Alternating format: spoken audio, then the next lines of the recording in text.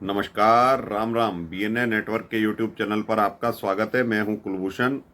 अगर आप अभी तक हमारे चैनल से नहीं जुड़े हैं तो कृपया चैनल को सब्सक्राइब कर लीजिए। मेरा कंटेंट, मेरा विचार आपको पसंद आता है तो भरपूर लाइक भी कीजिए। दिल्ली का शातिर राजा अरविंद केजरीवाल अपने बुरे से बुरे दौर में पहुंच गया है। उसका बुरा समय पहले ही खत्म होने का नाम नहीं ले रहा था, तो कल सीबीआई ने तिहाड़ जेल में दस्तक दे दी। सीबीआई की एक टीम ने तिहाड़ जेल पहुंचकर रात्रि में इस केजरीवाल की, धूर्त केजरीवाल की नींद हराम कर दी है। आम आदमी पार्टी में कोहराम मच गया है। संजय सिंह, सौरभ भारद्वाज बयान जारी कर रहे हैं कि आम आदमी पार्टी को मोदी खत्म करना चाहते हैं। मोदी फिर से डर गया है, यानी तीसरी बार सत्ता पर काबिज हुए नरेंद्र मोदी को कह रहे हैं कि मोदी डर गया है। तो दोस्तों, कल देर रात सीबीआई की एक टीम तिहाड़ जेल पहुंचती है, अरविंद केजरीवाल से सवाल जवाब करती है। जो सूत्र बता रहे हैं उसमें केजरीवाल की हालत कल बहुत ज़्यादा खराब हो गई थी जब सीबीआई ने सवाल जवाब किए। अरविंद केजरीवाल किसी भी सवाल का जवाब नहीं दे पाया और अब ये टीवी चैनलों पर रात ही दिखाया गया था कि केजरीवाल को गिरफ्तार कर लिया गया है, लेकिन कल रात केजरीवाल की गिरफ्तारी नहीं हुई थी। लेकिन सीबीआई श्योर है कि इस केस में, दिल्ली शराब घोटाले में, केजरीवाल को गिरफ्तार करेगी, क्योंकि ये जो करप्शन का केस है ये सीबीआई ही जांच कर रही थी। इसकी बाद में ईडी की एंट्री हुई थी। ईडी की एंट्री होने के बाद इसमें पैसे का लेन देन का जो पता लगाना था वो ईडी को लगाना था, और ईडी 90% जांच पूरी कर चुकी है। लेकिन घोटाला, करप्शन करने की जो योजना बनी उसकी जांच सीबीआई कर रही थी। सबसे पहले सीबीआई जांच की इंक्वायरी एलजी ने दी थी। मनीष सिसोदिया को सीबीआई ने ही गिरफ्तार किया था। उसके बाद जांच बढ़ने लगी तो 15 दिन के अंदर ईडी की भी एंट्री हुई थी।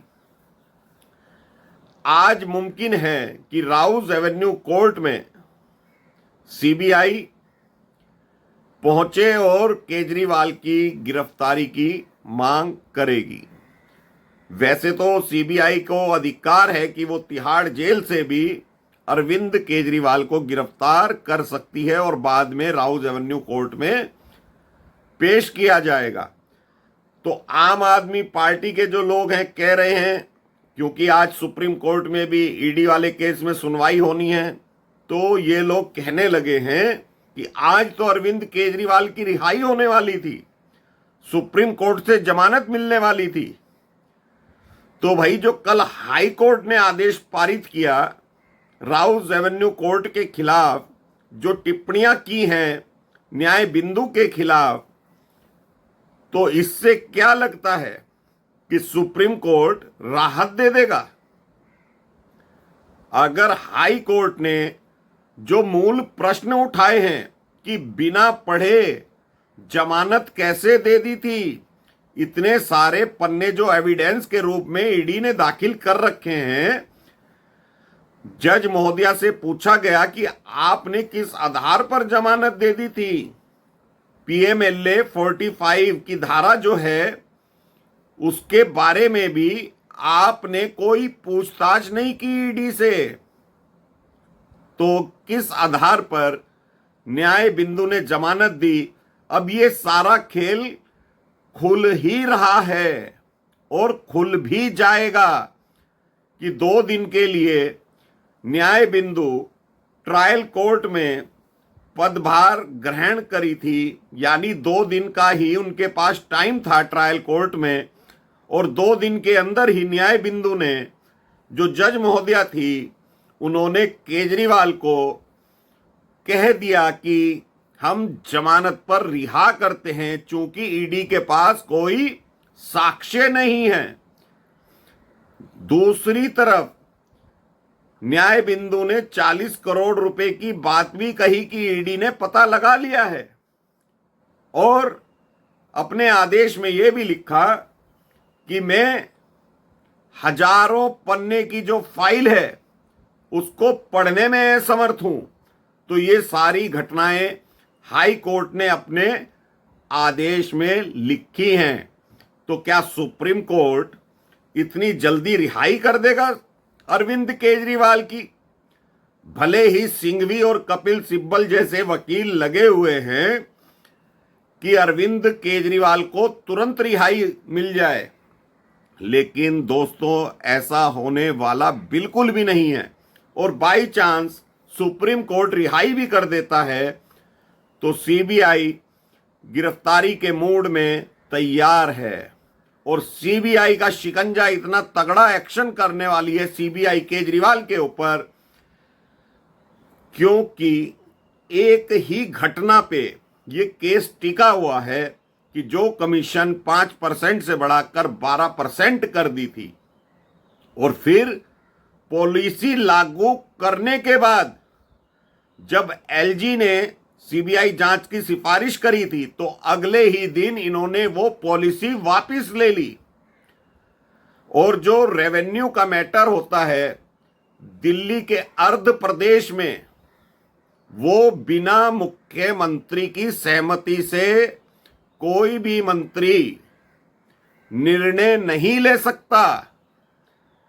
यानी कि जो हम कहते रहे हैं और जो लोग बोलते रहे हैं, सुनते रहे हैं कि केजरीवाल के पास कोई विभाग नहीं है, इसलिए केजरीवाल कहीं भी नहीं फंसा हुआ है, तो ये अवधारणा सीबीआई गलत साबित करेगी, क्योंकि दिल्ली प्रदेश का जो कानून है उसमें सारे निर्णय लेने की शक्ति मुख्यमंत्री को है।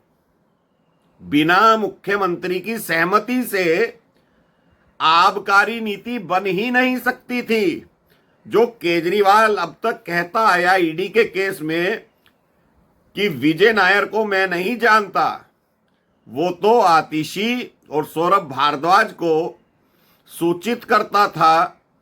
तो अब सीबीआई के केस में केजरीवाल ये नहीं बोल पाएगा, क्योंकि केजरीवाल ने ही जीओएम को गठित किया था, और जीओएम की बैठक में सत्येंद्र जैन, कैलाश गहलोत और मनीष सिसोदिया थे, जिन्होंने ये आबकारी नीति बनाई थी। तो ये कैसे संभव हो गया कि अरविंद केजरीवाल को मालूम ही नहीं है? तो यहां पर सीबीआई वाले केस में केजरीवाल साफ साफ फंसता हुआ दिखाई दे रहा है कि घोटाला इसी ने किया, इसी के कहने पर ही सारे प्रोग्राम षड्यंत्र रचे गए। अब तक तो ये कहता आया कि मुझे कोई जानकारी नहीं है, मनीष सिसोदिया ही आबकारी मंत्री था। तो भाई जो तुम्हारा दिल्ली का एक्ट है, कानून बना हुआ है, उसमें आप कोई भी पॉलिसी चेंज करेंगे या नहीं बनाएंगे, वो मुख्यमंत्री की सहमति के बिना नहीं हो सकती। भले ही केजरीवाल के पास कोई विभाग नहीं है, लेकिन कैबिनेट का मुखिया अरविंद केजरीवाल ही है। तो देर रात टीवी चैनलों पर यह खबर दिखाई जा रही थी कि केजरीवाल को गिरफ्तार कर लिया गया है, लेकिन दोस्तों सीबीआई ने अपना बयान जारी किया कि अभी गिरफ्तारी नहीं की है, लेकिन हम जल्द ही केजरीवाल को गिरफ्तार करेंगे और तिहाड़ से ही केजरीवाल की गिरफ्तारी हो जाएगी। जेल के सूत्र बता रहे हैं कि जब सीबीआई की टीम सवाल जवाब कर रही थी तो केजरीवाल की आंखें नम हो गई थी। केजरीवाल हकला रहा था बोला नहीं जा रहा था। जब केजरीवाल से सवाल किया गया कि आपने जीओएम की बैठक, जीओएम का बोर्ड गठित किया था, तो केजरीवाल शांत हो गया था। तो दोस्तों, जो न्याय बिंदु ने जमानत दी थी, अगर ईडी वक्त रहते हाई कोर्ट ना पहुंचती तो केजरीवाल बाहर निकल आता, और बाहर निकलने के बाद वापिस जेल जाना इसका मुश्किल हो जाता, क्योंकि हिंदुस्तान के कानून लचर पचर स्थिति में हैं। तो ईडी हाई कोर्ट पहुंची थी, हाई कोर्ट का कल आदेश आ गया, आज सुप्रीम कोर्ट में सुनवाई है। उसके बाद सुप्रीम कोर्ट का जो भी निर्णय आएगा, फिर भी सीबीआई केजरीवाल को गिरफ्तार अवश्य करेगी। के कविता के ऊपर भी और मनीष सिसोदिया के ऊपर भी सीबीआई और ईडी दोनों के केस चल रहे हैं, और पहली गिरफ्तारी सीबीआई ने ही इस केस में की थी, दिल्ली शराब घोटाले में। तो अरविंद केजरीवाल कहीं तक भी अब बचने वाला नहीं है। इसके कर्म इसको ऐसी काल कोठरी में ले जाने वाले हैं जहां से रोशनी की उम्मीद करना नामुमकिन हो जाता है। तो कर्म इसका अब पीछा छोड़ने वाले नहीं हैं, भले ही आम आदमी पार्टी के नेता कुछ भी कहते रहे। तो दोस्तों, अभी के लिए इतना ही। जो भी सूचनाएं और एकत्र होंगी आपके सामने फिर आएंगे। धन्यवाद, नमस्कार, भारत माता की जय।